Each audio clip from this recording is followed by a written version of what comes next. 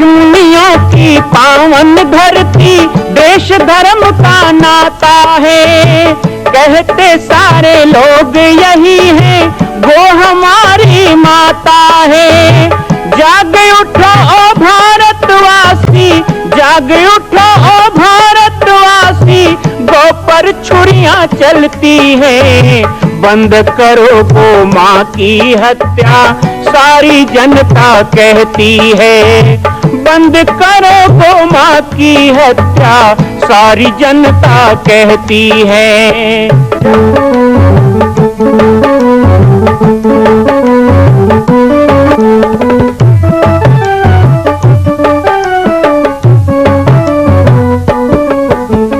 जगह जगह पर बूचड़ खाना, लाखों गौएं कटती हैं।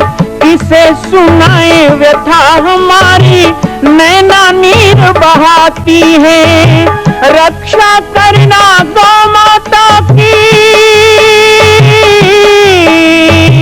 रक्षा करना गौ माता की, गीता ज्ञान सिखाती है।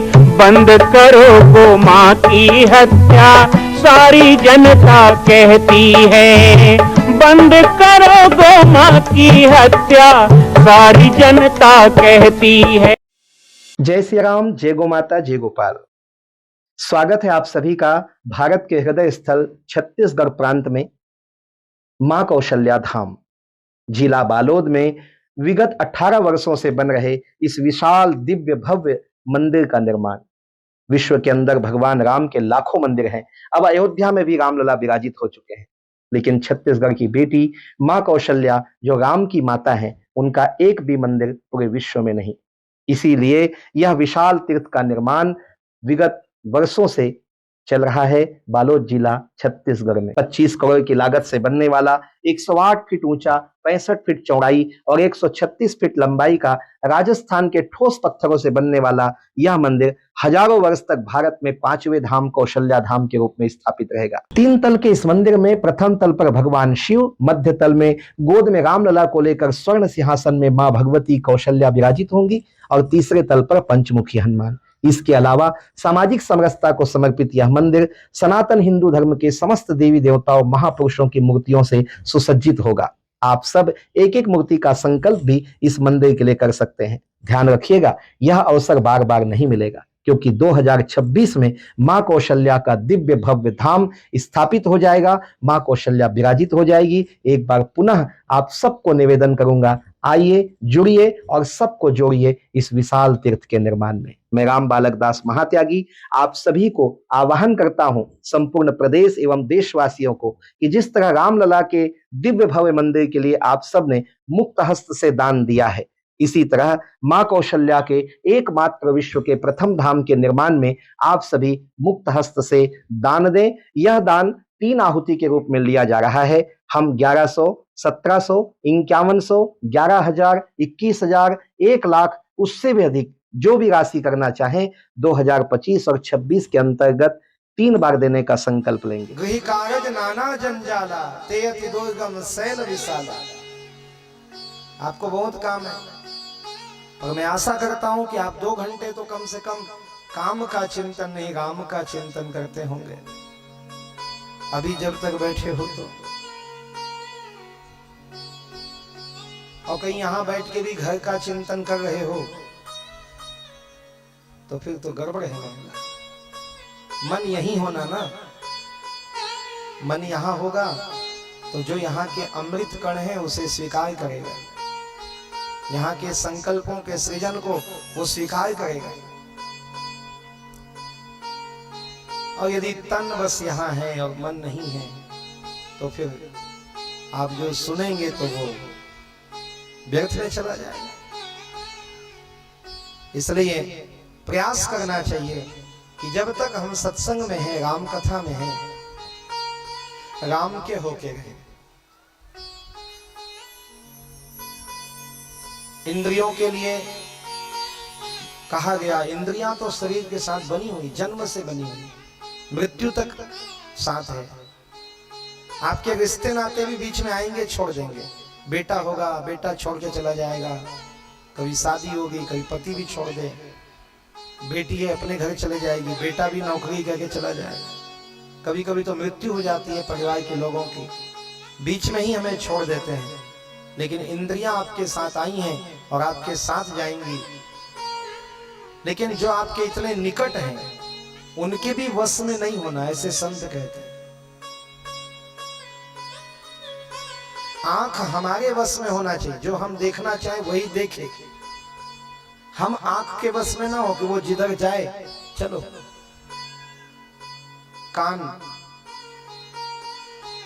कान हमारे बस में होना चाहिए, हम कान के बस में। कान के बस में रहो, जिधर से उसको अच्छा लगे उधर आपको खींचे आप चले जाओ। नाक को जब विषय गंध मिले उधर आपको खींचे आप चले जाओ। ऐसे हाथ है, पांव है, बुद्धि है, चेतना है, चित्त है, विवेक है, तो इनके वश में नहीं होना। हालांकि इनको वश में करना बहुत कठिन काम है। गीता में अर्जुन कहते हैं वायुरीव सुदुष्कर, हे कृष्ण आप कहते इंद्रियों को वश में करो, क्या हवा को मुट्ठी में बांधा जा सकता है? नहीं ना। तो इंद्रियों को वश में कैसे करें? तो भगवान कृष्ण ने बहुत सुंदर उपाय बताया। कहा निश्चित ही इंद्रियां वश में करने योग्य नहीं है पार्थ, लेकिन फिर भी जो व्यक्ति नित्य निरंतर अभ्यास करता है, करत करत अभ्यास के जड़मति होत सुजान, रसरी आवत जात ही सिल पर परत निशान। यम पड़ते बड़ा हुआ सो क्या हुआ, जैसे पेड़ खजूर, पंथी को छाया नहीं, फल लागे अति दूर। ऐसी वाणी बोलिए मन का आपा खोए, और अन्न को शीतल करे आप ही शीतल। ऐसे 4-5 तो अभी भी याद है, क्योंकि पढ़े जोरदार थे, इतना अच्छा पढ़े थे कि क्लास कैप्टन थे हम। छोटा मोटा बात नहीं, तीसरी क्लास कैप्टन होना छोटा मोटा बात। उस समय दूसरी तीसरी में भी नंबर मिलता था। आजकल के बच्चे क्या जानेंगे, इनको तो 10वीं तक फ्री हो गया है, कुछ भी करो पास होना है। और हमको तो डराते थे फेल हो जाओगे, फेल हो जाओगे। करत करत अभ्यास के भगवान कृष्ण वही अर्जुन को कह रहे हैं कि हे अर्जुन अभ्यास करोगे ना, तो जो तुम कह रहे हो ना कि वायु को मुट्ठी में बांधना मुश्किल है महाराज, ऐसे इंद्रियों को वश में करना। नाक किधर भाग रहा है, आंख किधर भाग रहा है, मुंह क्या बोल रहा है, कान क्या सुनना चाहता है, पांव कहाँ ले जा रहा है, दिमाग कहाँ जा रहा है, इसको वश में कर लेना। यह हवा को कैसे बांधे उतना कठिन है। तो भगवान कृष्ण कहते हैं अभ्यास से हो जाएगा। क्या कोई रस्सी पत्थर को काट सकती है क्या? आजकल कुआं भी नहीं है। पहले कुआं होता था तो देखते थे कि पत्थर लगा दे मुंडेर में और वहीं से रस्सी खींचते खींचते खींचते इतना इतना गड्ढा हो जाता था वहां पत्थर में। अभ्यास से, बार बार निरंतर अभ्यास से वो भी हो जाता है। तो अभ्यास करते करते तो नर से नारायण बना जा सकता है, नारी से नारायणी बना जा सकता है। ये कौन सी बड़ी बात है। बाबा कबीर कहते हैं, बहुत सुंदर साहेब ने कहा, कबीर साहेब का उपदेश है, या विधि मन को लगाए, मन को लगाए हरि पाए। या विधि मन को लगाए,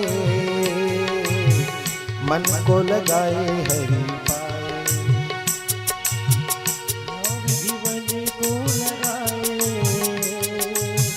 मन को लगाए हरि पाए। मन को कैसे लगाना? मन को लगाए हरि पाए, मन को लगाए हरि पाए।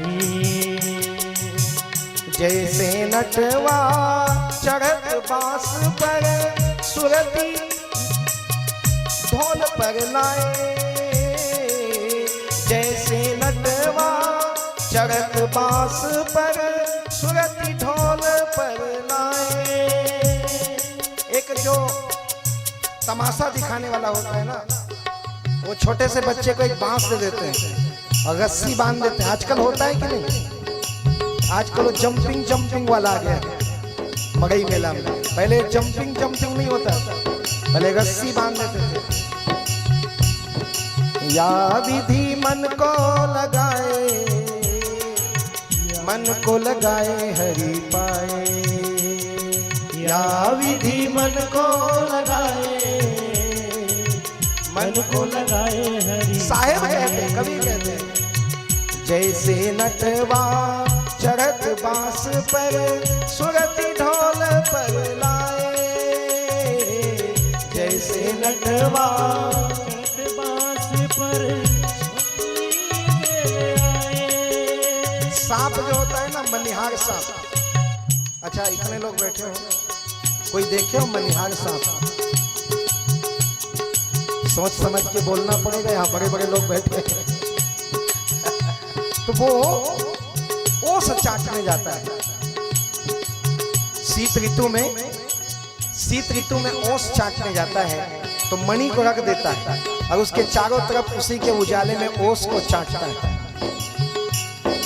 और जैसे उसको खतरा दिखे, मणि को पकड़ा, भागा, लेकिन कहीं धोखे से मणि छूट गई, मणि चली गई। तो मणि के बिना वो प्राण कबहू जिते कबहू मणि जितवे, कबहू छटे कबहू मणि जितवे। मणि तजी प्राण गवाए। मणि को त्यागा, प्राण गया। हमारे बीच क्या है? भगवान से कैसा मन लगाना, भगवान छूटा तो प्राण गया, ऐसे लगन लगाना। या विधि मन को लगावे, मन को लगावे हरि पावे। या विधि मन को लगावे, मन को लगावे हरि पावे। मां कौशल्या के धाम का निर्माण प्रारंभ हो चुका है, अब 2026 में पूर्ण होने वाला है। अरे अंगद हनुमान नहीं तो गिलहरी तो बनिए। एक छोटा सा संकल्प आप अपने मां भगवती के लिए नहीं कर सकते हैं? यदि आप राम भक्त हैं तो मैं चाहूंगा कि मां कौशल्या के धाम के निर्माण के लिए आप अपने जीवन का एक अंश जरूर समर्पित करें। आइए हमारे नीचे चल रहे व्हाट्सएप नंबर और अकाउंट डिटेल पर संपर्क करके अपने जीवन का एक अंश लगाकर आप भी पुण्य के भागी बने। मैं राम बालक दास महात्यागी, मां कौशल्या धाम, जिला बालोद, छत्तीसगढ़ से। मां कौशल्या की पावन जन्मभूमि छत्तीसगढ़ प्रांत में बालोद जिला में स्थित है श्री सर्वसिद्ध शक्तिपीठ जामड़ी पाटेश्वर धाम। परम पूज्य सद्गुरुदेव राजयोगी बाबा जी की तपस्थली श्री पाटेश्वर धाम और विश्व के अद्वितीय मां कौशल्या जन्मभूमि मंदिर निर्माण का दर्शन करने और इसी प्रकार समसामयिक विषयों पर अपना ज्ञान वर्धन करने के लिए और 10,000 गायों के लिए बनने वाले श्री हनुमान नंदीशाला गो अभ्यारण्य का समाचार प्राप्त करने के लिए आप सभी देखते रहें YouTube चैनल पर राम बालक दास, और हमारे चैनल को आप सभी सब्सक्राइब करें, घंटी का बटन दबाएं ताकि आप सूचनाओं से जुड़े रह सकें। जय श्री राम, जय गौ माता, जय गोपाल।